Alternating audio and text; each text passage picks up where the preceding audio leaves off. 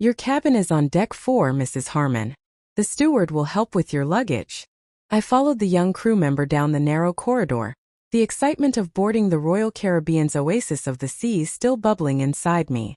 For 2 years I'd saved every penny from my teacher's pension, working part-time at the local pharmacy to afford this special gift. A luxury cruise to celebrate my grandson Caleb's 10th birthday. Here we are, 4218, the steward announced, swiping the key card and pushing open the door. My smile faltered as I stepped inside. The cabin was smaller than I'd expected, with beige walls and no window.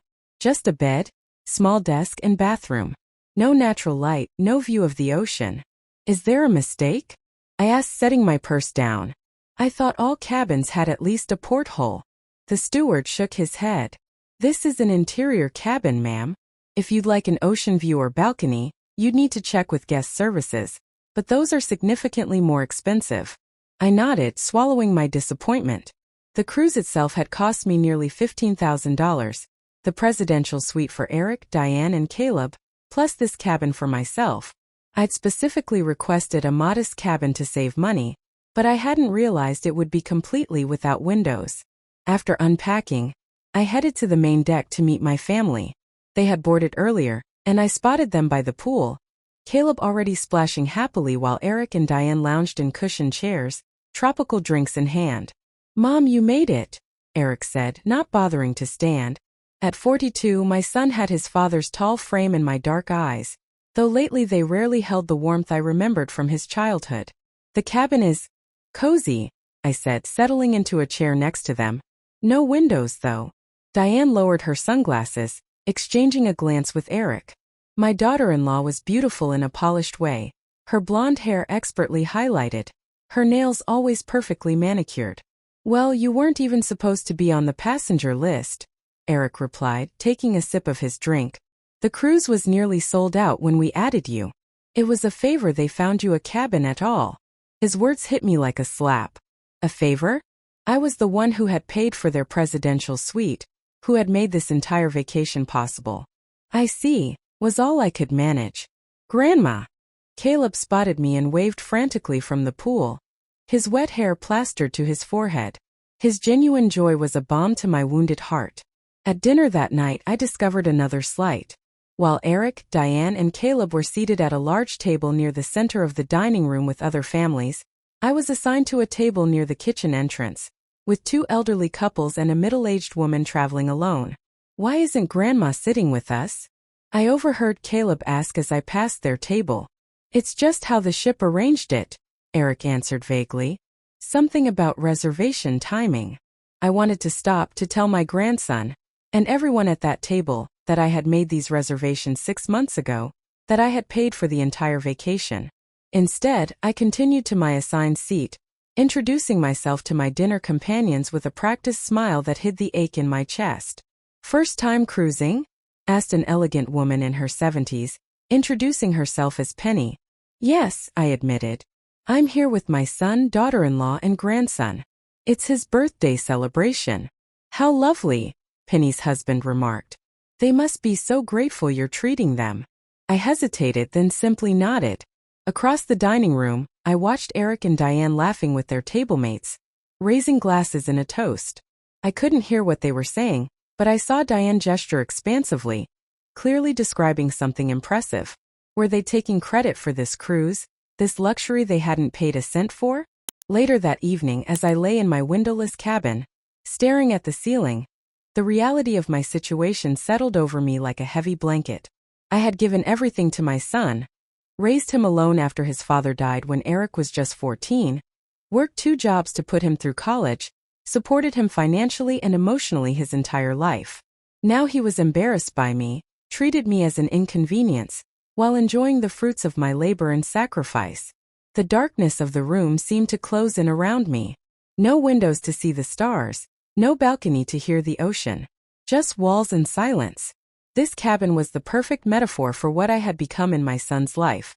Present but unseen, valuable only for what I could provide, never for who I was.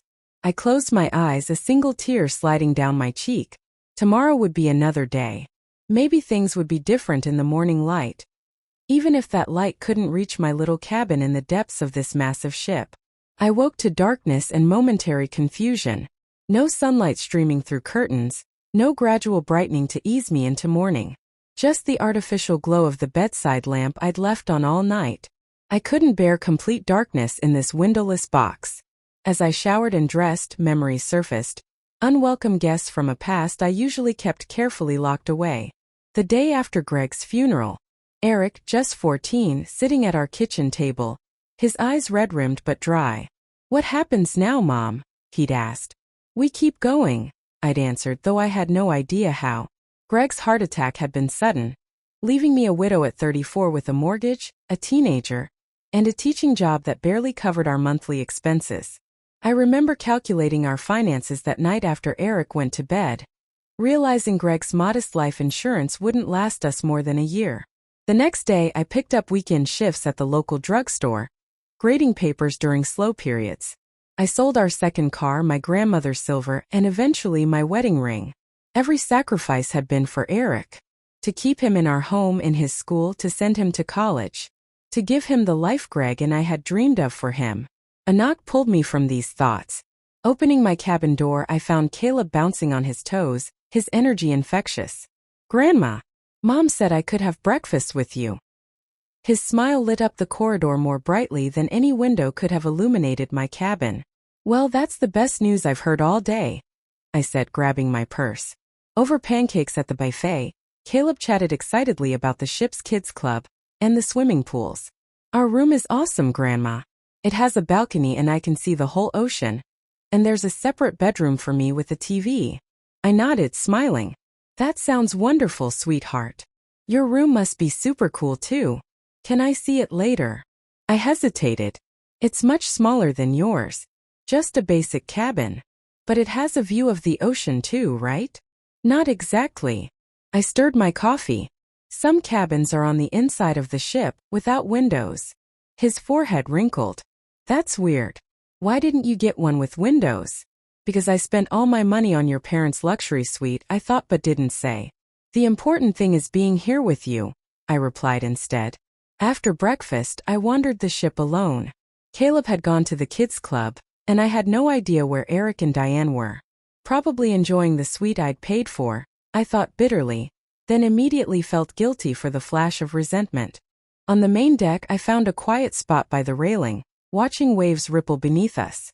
The breeze carried the scent of salt, reminding me of childhood trips to the coast with my parents. "Beautiful day, isn't it?" I turned to find a man about my age standing nearby. He had kind eyes and silver hair, a camera hanging around his neck. "It is," I agreed. "Samuel Whitaker," he offered, extending his hand. "Ship photographer." "Julie Harmon," I replied, shaking it. "Passenger." He smiled. "First cruise." I nodded. "That obvious? You've got that, taking it all in, look." He gestured to the open sea. "Most veteran cruisers are at the pool bar by now." I laughed, my first genuine laugh since boarding. "I'm here with family. My grandson's birthday celebration." "Lucky grandson," Samuel said.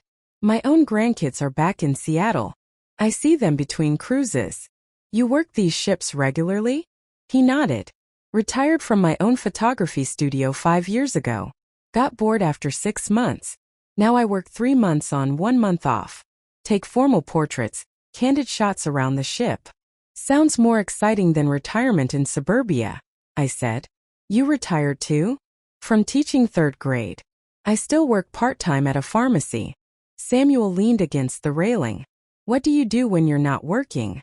The question caught me off guard. What did I do for myself? I cooked meals when Eric's family visited. I maintained my small house. I worked. "I'm not sure," I admitted. His eyebrows rose slightly, but before he could respond, a voice cut through our conversation. "There you are." Diane appeared, sunglasses perched on her head, wearing a designer cover-up I recognized from a boutique where I could never afford to shop. "We've been looking everywhere." Samuel straightened. "I'll leave you ladies to it. Nice meeting you, Julie. Hope to see you around the ship." As he walked away, Diane gave me a look. "Making friends already?" "Just chatting," I said. He's the ship's photographer. She made a dismissive sound. Listen, we need a favor. Caleb's been invited to lunch with a boy he met at the kids' club. The parents invited us all, but Eric and I have couples massages booked. Could you take him? Of course. They needed me for childcare. I'd be happy to spend time with Caleb, I said. That evening, after a lovely lunch with Caleb and his new friend's family, I found myself alone again. I decided to check the ship's activities schedule and discovered a watercolor class starting in 15 minutes. The classroom was half full when I arrived, mostly women my age or older. The instructor, a vivacious woman named Lena, distributed paper, brushes, and paint palettes. Today we're painting the sunset, she announced. Even beginners can create something beautiful with the right guidance. I hadn't held a paintbrush since college elective courses decades ago, but as I mixed colors and applied them to paper, something unexpected happened. The tension in my shoulders eased. The hurt from Eric's dismissive attitude receded. For 1 hour, I wasn't Eric's mother or Caleb's grandmother. I was just Julie, creating something bright and colorful in a way that had nothing to do with serving others. You have a natural eye, Lena commented, stopping behind me. The way you've captured the light on the water, that's not beginner's work. Pride bloomed in my chest. A feeling so foreign I almost didn't recognize it. Leaving class with my sunset painting, I nearly collided with Samuel in the corridor. Whoa, he said, steadying me with a hand on my elbow. His eyes fell to my artwork. That's gorgeous. Your work. I nodded, suddenly shy. Mind if I photograph it? I'm documenting passengers enjoying ship activities. Before I could answer, a familiar voice called my name. Eric approached, looking irritated. Mom, where have you been? We wanted to take Caleb to the show tonight and need you to stay in the suite while he naps. I felt Samuel's curious gaze. The painting in my hands suddenly seemed childish, my moment of joy shrinking under my son's impatient stare. Of course, I said automatically, falling back into the role I'd played for decades, the ever-accommodating mother. As I walked away with Eric, I glanced back at Samuel. He was watching me go, a thoughtful expression on his face. In that moment, I realized how visible my invisibility was to everyone except the people who should have seen me most clearly, my own family. Everyone, please take a seat, the workshop facilitator announced. Today we're exploring personal narratives, stories that have shaped our lives. I'd spotted the creative writing at sea workshop on the ship's activity schedule and signed up on impulse. Now, sitting in a semicircle with 12 other passengers, I felt oddly nervous. The last time I'd written anything beyond lesson plans or grocery lists was decades ago. We'll start with a simple prompt, said the facilitator, a retired English professor named Ruth. Write about a moment when you gave something valuable away. 15 minutes, don't overthink it. Pen scratched against paper around me.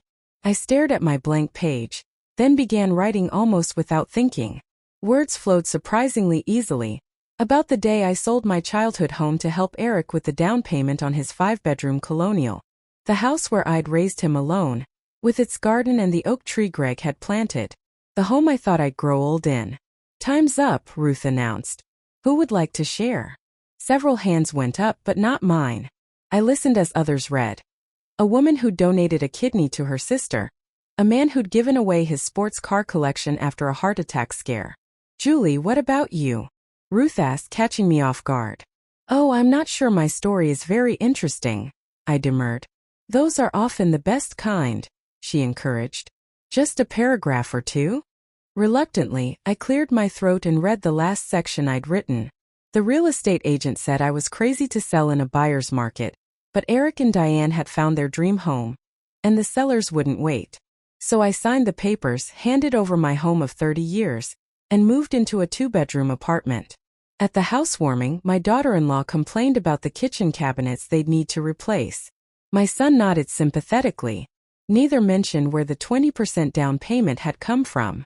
I stood in their expansive foyer, suddenly homeless in a way that had nothing to do with having a roof over my head. Silence followed. I looked up to find the entire group watching me, several with glistening eyes. That, said Ruth quietly, is what we call finding the universal in the specific. Thank you for sharing, Julie. After class, several participants approached me with kind words. A woman named Margaret invited me to join her for lunch. I'd love to hear more about your writing, she said. Have you done this before? I laughed. Only in my head. For the next hour, Margaret and I talked about books, travel, and the joy of discovering new interests in our 60s. I can't remember the last time I'd had such a stimulating conversation. One that had nothing to do with Eric or Caleb or household matters. Heading back to my cabin afterward, I passed the ship's shopping promenade. Through the boutique window, I spotted Diane trying on an expensive-looking necklace. Eric stood nearby, checking his watch impatiently. I was about to wave when their conversation reached me through the open door. We can't afford this, Diane, Eric said tightly. The second mortgage is killing us as it is. It's our anniversary next month, she replied, admiring the necklace in a mirror. And it's not like we're paying for this cruise. We can splurge a little. The cruise was one thing, but we're stretched too thin. The country club dues just increased again, and Caleb's private school tuition is due next month. Diane sighed dramatically. Your mother could help. She's just sitting on that teacher's pension. She already gave us the house money, Eric muttered. I can't ask for more. I backed away silently, my chest tight. They were in financial trouble? The dream home I'd helped them buy was mortgaged twice over? And Diane still thought I should give them more? That evening, I attended the cruise's formal dinner alone. My tablemates from the first night welcomed me warmly, and I found myself enjoying their company. Across the dining room I could see Eric, Diane, and Caleb at their table. Diane wearing a sparkly dress that probably cost more than my entire vacation wardrobe. After dinner, I headed to the theater for the evening's entertainment. Finding a seat near the back, I was surprised when Caleb suddenly appeared beside me. Grandma, can I sit with you? His face was bright with excitement. Of course, sweetheart. Where are your parents? Getting drinks. Dad said I could find you. I smiled, genuinely happy for his company. As the lights dimmed for the show, I felt a small hand slip into mine, and my heart swelled. The performance was spectacular. Acrobats and singers performing Broadway hits. Caleb was entranced, gasping at the aerial acts. During intermission, he peppered me with questions about my favorite parts. We were still chatting when Diane appeared, cocktail in hand, her expression sharp. Caleb, we've been looking everywhere for you, she said, though her tone suggested irritation rather than concern. Dad said I could sit with Grandma, Caleb explained. Well, we have seats up front with the Andersons, Diane replied. They're important clients of your father's. But I want to stay with Grandma, Caleb protested. Diane's smile tightened. Grandma doesn't mind, do you, Julie? It's not like she paid for front row tickets. Something in her tone, the dismissive way she spoke about me as if I weren't there, made something snap inside me. Actually, I said, my voice surprisingly steady, I did pay for those tickets. And for your presidential suite. And for this entire cruise. Diane blinked, color rising in her cheeks. A couple seated nearby turned to look at us. Don't be ridiculous, Diane hissed. Eric planned this whole trip. Grandma paid for everything, Caleb said suddenly. I heard Dad telling you that last week when you were fighting about money. Diane's face went from pink to scarlet. People were definitely staring now. She grabbed Caleb's arm, pulling him to his feet. We'll discuss this later, she said through gritted teeth, dragging Caleb away despite his protests. I sat frozen in my seat, heart pounding. After a lifetime of silence, of giving without acknowledgement, I'd finally spoken up. The curtain rose for the second act, but I barely saw the performances through the blur of tears that wouldn't quite fall. The truth was out, or at least part of it. What would happen now? The ship docked at St. Thomas, its white beaches and turquoise waters so perfect they seemed painted. I stood on the deck, watching passengers stream down the gangway, excited for their island adventures. I had no plans, the shore excursions were expensive, and I'd already spent my budget on the cruise itself. Julie. Samuel appeared beside me, camera in hand. Any exciting excursions today? I shook my head. I think I'll just explore the port area, maybe find a quiet beach. He hesitated, then said, I have a few hours free before the formal portraits tonight. I could show you my favorite spots on the island. Before I could answer, my phone buzzed. A text from Eric. Family lunch at Seaside Grill, 1 p.m. Be there. Not an invitation, a command. I looked back at Samuel. I'd like that, but I'm meeting my family for lunch. He nodded. No problem. Another time, perhaps. As Samuel walked away, I checked the ship's map to locate the seaside grill. It was one of the most expensive restaurants on board. Interesting timing for a family lunch, right after my revelation last night. The restaurant was perched at the stern, offering panoramic views of St. Thomas. Eric, Diane, and Caleb were already seated when I arrived, Diane sipping a mimosa, her face composed in a picture-perfect smile. "Mom, glad you could join us," Eric said, standing briefly as I took my seat. His tone was overly cheerful, his eyes warning. Caleb beamed at me. "Grandma, I got you something." He thrust a small paper bag into my hands. Inside was a handmade shell bracelet, clearly purchased from one of the port vendors. "I love it," I said, slipping it onto my wrist. "Thank you, Caleb. I picked it because it has blue shells like your eyes," he said proudly. Diane cleared her throat. "Caleb, why don't you go check out the dessert display? See what looks good for later." Once Caleb was out of earshot, her smile vanished. "That was quite a scene you caused last night," she said coldly. "I didn't cause a scene," I replied. "I simply stated a fact." Eric leaned forward. "Mom, we need to clear the air." "Yes, you contributed to this trip." "Contributed?" I interrupted. "Eric, I paid for everything. The presidential suite alone cost over $10,000. Diane's eyes widened, and she glanced around as if worried someone might hear. "Keep your voice down. This is exactly the kind of drama we don't need." "It's not drama to acknowledge reality," I said. "For years I've given and given, never asking for recognition. But to be treated like an unwanted burden on this trip, after what I sacrificed to make it happen, that crosses a line." Eric sighed, rubbing his temple.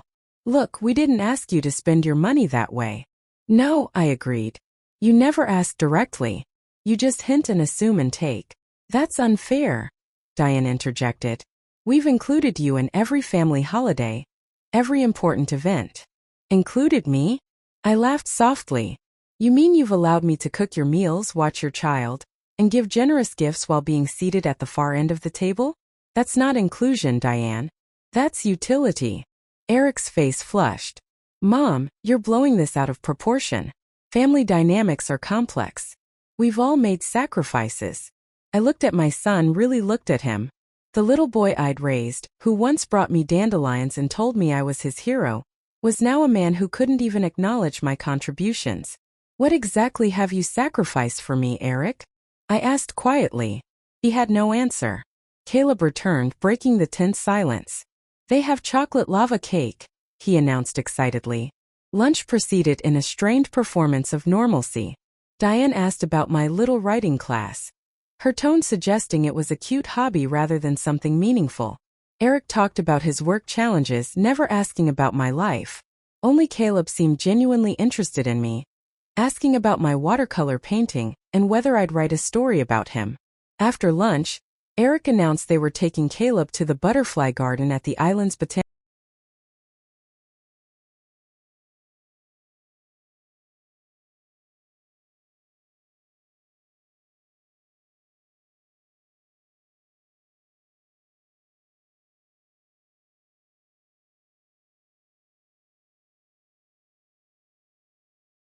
pointed expression. "I'll see you at dinner." As they left, Eric pulled me aside. "Mom, maybe it's best if we all take a little space today. Cool off. We can talk more tomorrow." Translation: "Stay out of sight, don't embarrass us further. We'll decide when and how to acknowledge you." "Enjoy the butterflies," I replied, walking away. I wandered the port area alone, the colorful shops and bustling marketplace unable to distract me from my thoughts. Had I been wrong to speak up? No. Decades of silence hadn't improved my situation. It had only taught my family that I would tolerate any level of disregard. Near the harbor, a small art gallery caught my eye. Inside, local paintings depicted island scenes in vibrant colors. One in particular drew me in, an elderly woman sitting on a beach, looking out at the horizon, her posture suggesting both solitude and strength. "She reminds me of my grandmother," said the gallery owner. A woman about my age with silver-streaked hair. Strong women are often the invisible backbone of families, aren't they? I nodded, unexpectedly moved by her observation. How much? I asked impulsively. For you? 200, she said. I painted it myself. It was more than I should spend, but something about the painting spoke to me. I handed over my credit card, feeling a small thrill of rebellion. I was spending on myself for once. Later that afternoon, I returned to the ship with my purchase wrapped carefully in brown paper. As I boarded, I spotted Eric, Diane, and Caleb in the security line, returning from their excursion. Caleb waved excitedly when he saw me, breaking away from his parents to run toward me. Grandma, you won't believe what happened at the butterfly garden. As he reached me, he tripped on an uneven section of the gangway. Time seemed to slow as he pitched forward, arms flailing. Without thinking, I dropped my package and caught him before he hit the deck, steadying us both against the railing. Careful there, I said, heart racing as I checked him for injuries. Wow, you're fast, he exclaimed, impressed rather than frightened. Eric and Diane hurried over, Diane fussing over Caleb while Eric picked up my painting. What's this? He asked, noting the gallery's logo on the wrapping. Just a small souvenir, I replied, taking it back from him. For my apartment. You bought art? Diane asked, eyebrows raised. That seems extravagant. The implication was clear. I could spend on them but not on myself. It's beautiful, I said simply. And it's mine. Something shifted in Eric's expression. Surprise, perhaps, or the first glimmer of seeing me as someone with my own desires and choices. As we walked back to our cabins, Caleb held my hand, chattering about the butterflies. The blue ones were my favorite, he said. They reminded me of your eyes like my bracelet. My mom had blue eyes too, I told him. Your great-grandmother. She loved butterflies. Really? Caleb looked fascinated. What else did she like? What did you do when you were little? Were you a teacher then too? I realized with a pang that my grandson knew almost nothing about my life, my history. In focusing solely on his needs, I'd become a one-dimensional figure to him, just Grandma. Not Julie Harmon with a past, dreams, and stories of her own. I'll tell you all about her at dinner, I promised, aware of Eric watching us intently. I have lots of stories you've never heard. For the first time since boarding this ship, I felt seen. Not by my son or daughter-in-law, but by my grandson. And somehow that was enough to make me stand a little taller as I walked back to my windowless cabin, my painting tucked firmly under my arm. The cruise director's voice echoed through the ship's PA system. Ladies and gentlemen, tonight is our captain's gala dinner. Formal attire is requested. Dinner seating begins at 7 o'clock. I laid out my only formal outfit on the bed. A navy blue dress I'd bought 3 years ago for Eric's company awards dinner. Classic but nothing special. Certainly nothing like the designer gown I glimpsed Diane unpacking on our first day. A knock at my door interrupted my thoughts. Opening it, I found Samuel standing there, camera in hand. Sorry to disturb you, he said. I'm taking pre-dinner portraits for passengers who want them. Interested? I hesitated. I'm not exactly photo-ready yet. I could come back in an hour, he suggested. You're in my section anyway, and I think you might want a nice memento of this trip. Something in his tone made me curious. All right. 7:30. He nodded, a slight smile playing at his lips. Perfect. After he left, I spent more time getting ready than I had in years. I applied makeup carefully, styled my hair, and even used the perfume I'd packed as an afterthought. Looking in the mirror, I hardly recognized myself. The woman staring back seemed more confident, less apologetic for existing.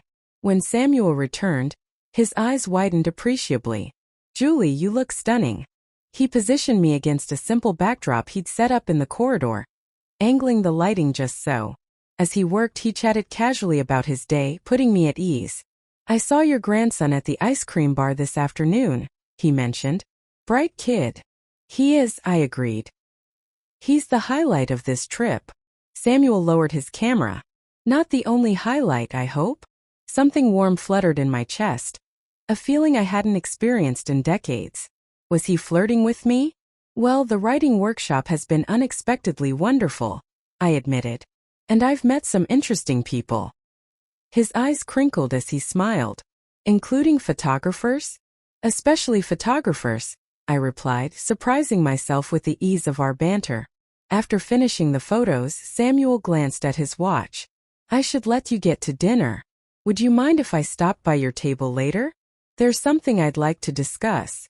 Intrigued, I agreed, then made my way to the grand dining room. Tonight's arrangement was different.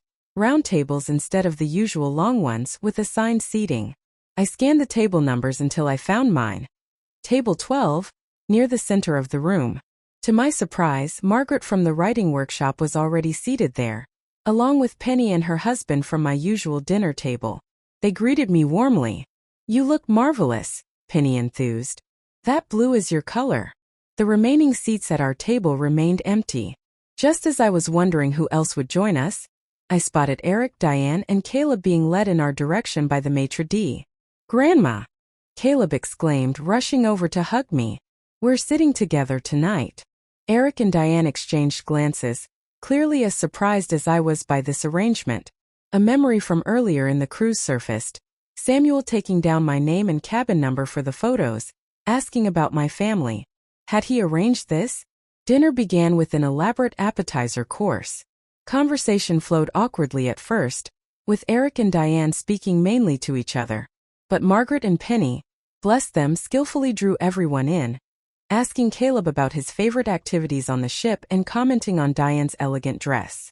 Midway through the main course, Caleb suddenly grabbed his throat, his face flushing red. Mom, he gasped, my tongue feels funny.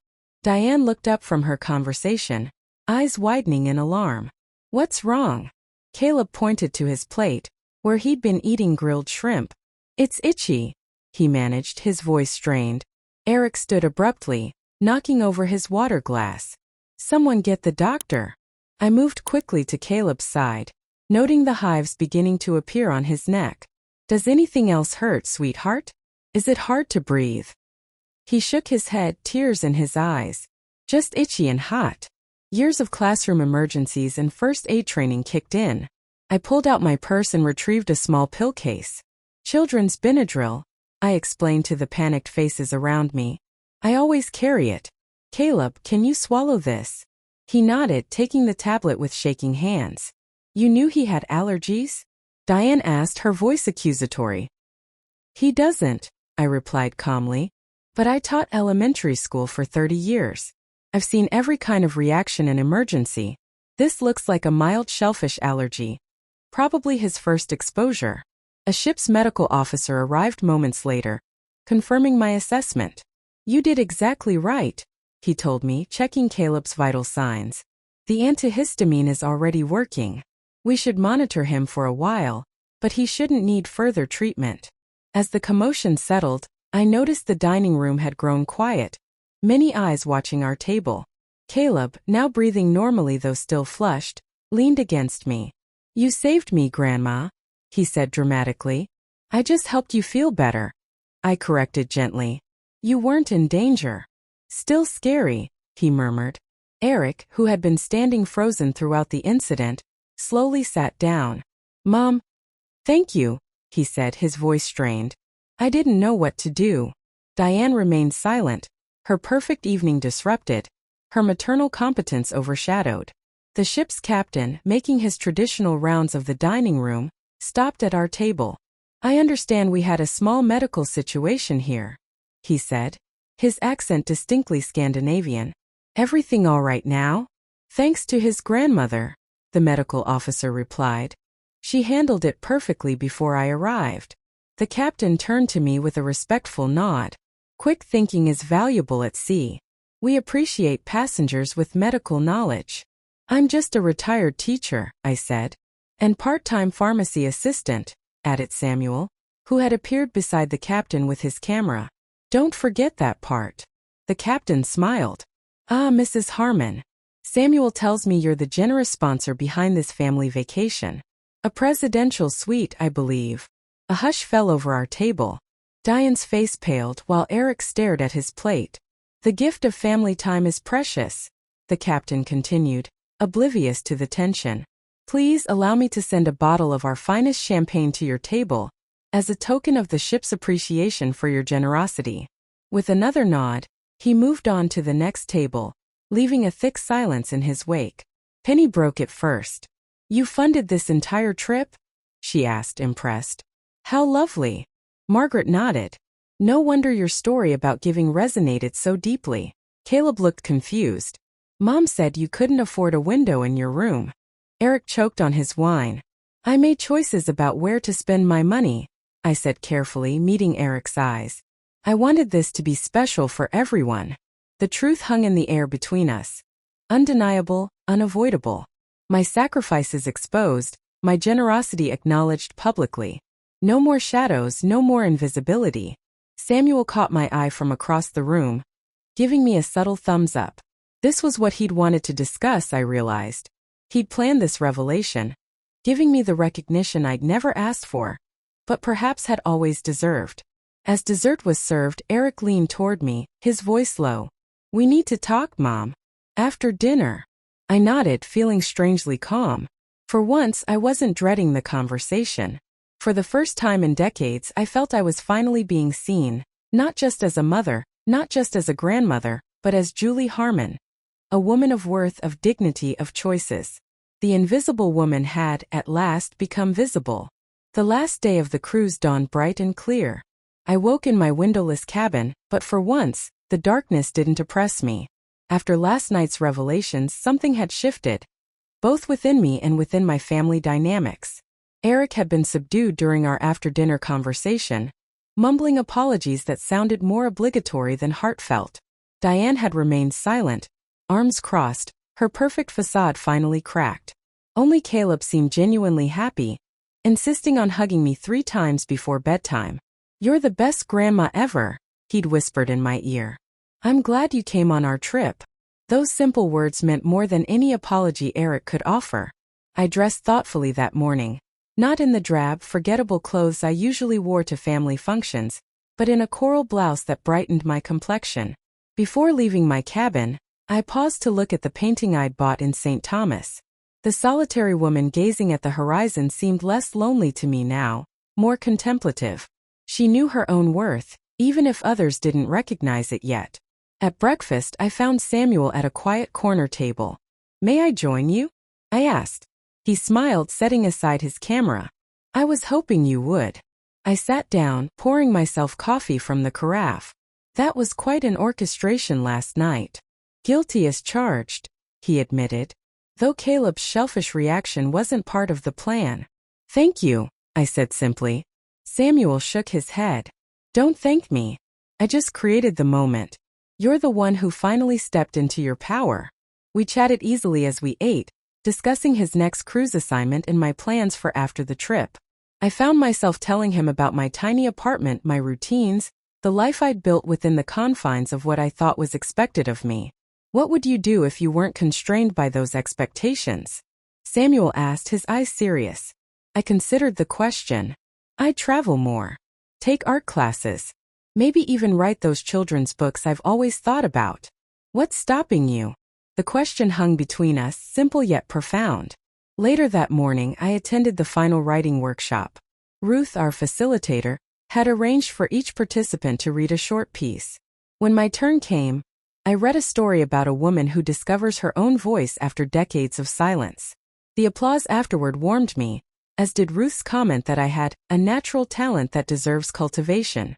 After the workshop, Margaret pressed a business card into my hand. "My sister runs a senior writing group in Minneapolis," she said. "If you're ever interested." I stared at the card. Minneapolis was only a 3-hour drive from my home. I'd always dismissed such opportunities as impractical, too far, too indulgent. Now I wondered why. The afternoon found me on the top deck, sketching the coastline as the ship approached its home port.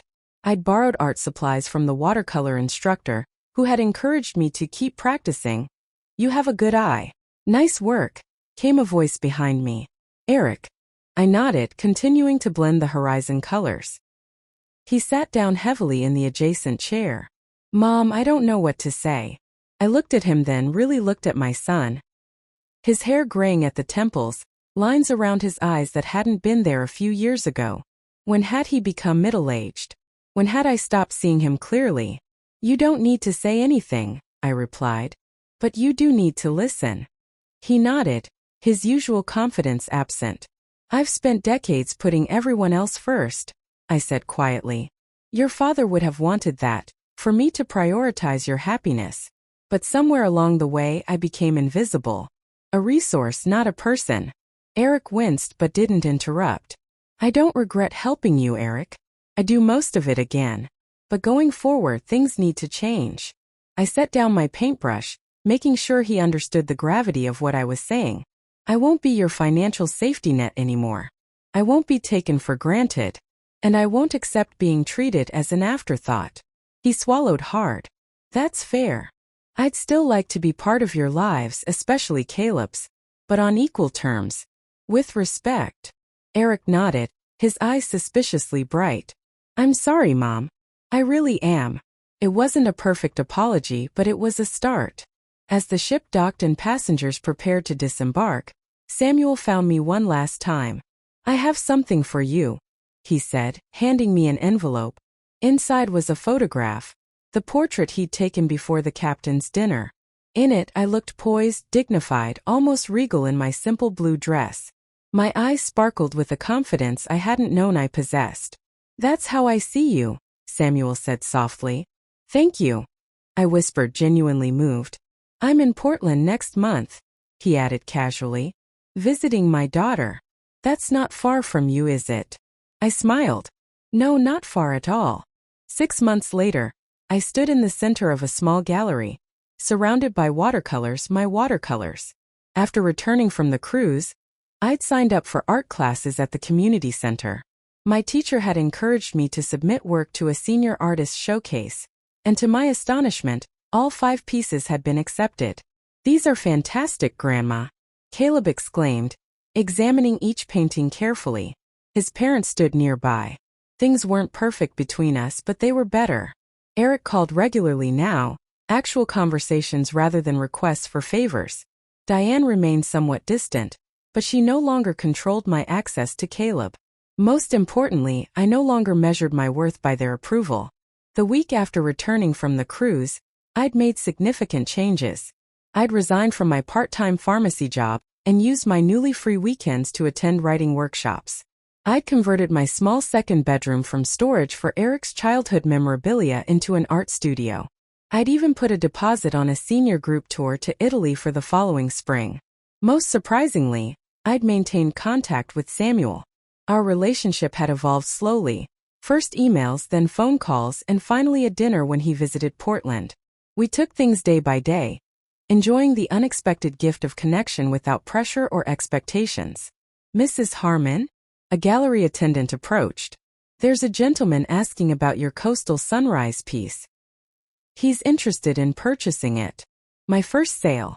I excused myself from my family, moving through the small crowd toward the front of the gallery.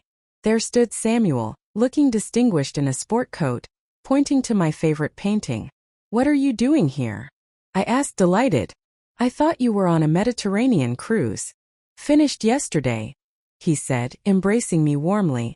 I couldn't miss your first exhibition.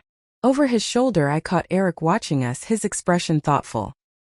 He gave me a small nod, as if granting permission I hadn't asked for. I smiled back, then turned my full attention to Samuel. So you're interested in my painting? I'm interested in the artist, he replied, his eyes twinkling. Later that evening, after a celebratory dinner with my family, during which Samuel and Caleb bonded over shared photography tips, I returned to my apartment. It no longer felt small to me. It felt like exactly what it was. My space filled with things that brought me joy. I placed my newest treasure on the mantel, a framed photo Samuel had taken during dinner. In it, 3 generations of my family sat together, laughing. Caleb leaned against me, Eric looked relaxed, and I sat tall, smiling confidently at the camera. No longer in the shadows. No longer in a room without windows. No longer invisible. For so many years I'd defined myself through what I gave others. Now in my 60s I'd finally discovered the most important truth. That I deserved to receive as well respect, recognition, joy. I deserved to be seen. The windowless cabin on that cruise had been more than an insult. It had been a wake-up call. I'd spent my life in spaces others assigned to me, accommodating myself to their limitations. Now I was navigating in clear waters, charting my own course beneath open skies. And the view was magnificent.